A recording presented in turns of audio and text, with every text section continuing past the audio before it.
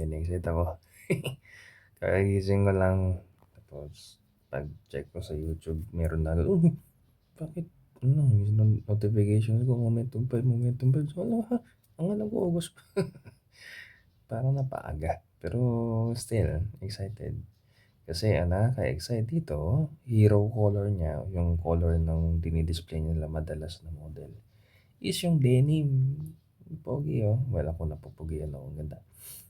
Design-wise, mukhang parehas lang naman daw. Pero, ang parang pinaka-hero nila, o yung pinaka-pamatay nila feature ngayon is yung replaceable battery.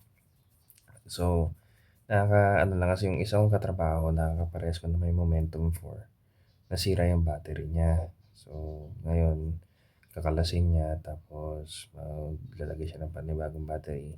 Pero sakto-sakto sabi ko, kuya, tignan mo, replaceable battery po. Bumili ka na lang bago. Pero na-order niya na yung battery kasi. So, and then, pero yun nga daw, mas maano yung battery niya. Tapos, komportable, ganito, ganyan, and so on and so forth. Nga lang, mas mataas yung presyo. So, let's expect it in peso, baka mga nasa 30 or 35 or even 27. Diba? Pero, given na napaga release, baka by August medyo bumaba ng konti. Konti lang naman. Kasi ngayon, ang Momentum Force, nakikita ko sa Lazada, nasa 16K na lang eh. So, mas mababa ng 5,000 kasi sa bili ko dati. Mas ano pa rin, pero worth it pa rin. Yung Momentum 4 ko ngayon, hindi nga siya nakakonect ng Bluetooth, hindi na siya nakakonect ng USB-C. Nag-charge pa rin siya. Tapos connected siya 3.5. Okay pa rin naman. Para sa akin lang naman. Pero sabi din nila, pag kinumpare mo dun sa 630 HDB, kung audiophile ka, kung talagang maarte ka sa tunog, mas okay yung 630 HDB. Pero kung tulad ko lang naman din na consumer at okay lang din naman sa nagaganda na ako sa tunog ng 4 eh.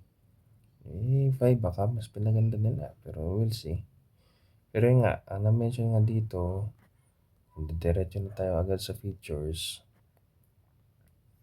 is yung multi pa nandun pa rin naman. Eventually, 5.4 daw siya release, pero may firmware update to push it to 6.0. So, okay na rin. Ano bang benefit ng 6.0? Mas stable siya, plus hindi siya ganun ka battery hungry. Lalo na kung si 6.1 yan o si 6.2 yan, di ba? Pero mga device ngayon kasi, currently wala pang 6.2 or 6.1. Kung meron man, napaka-rare. Mostly, ang mga device ngayon, 6.0. Tapos, ang mga nakikita kong mga device or yung mga headset or mga earbuds nasa 6.1. Kasi ano na nila, parang future-proofing nila. Ngayon, 57, which is 60 last time. Okay pa rin naman din. Pero, kasi ngayon kasi, ano na siya, replaceable na. So, di ba? Okay pa din. If you make it modular, na nare-replace mo every now and then, mas okay na siya. And marami pang iba actually, hindi ko pa nababasa ito buo. So, yun lang, na-excite lang ako. Replaceable battery, napaaga yung release, yun ang pogi. Yun lang naman, bilisan ko na lang kasi siyempre papasok na rin ako sa trabaho. Sobrang excited ko, gusto ko na mag-post. Yun, medyo bumaba lang yung battery pero okay na rin yan. Yung 57, di ko rin naman maubos yan. Dati kasi 60, pero claim lang nila yun. Hindi ko lang kung talagang abot ng 60. But this time around 57, okay na rin. Tatlo na kulay niya. Dati black and white lang, may denim na.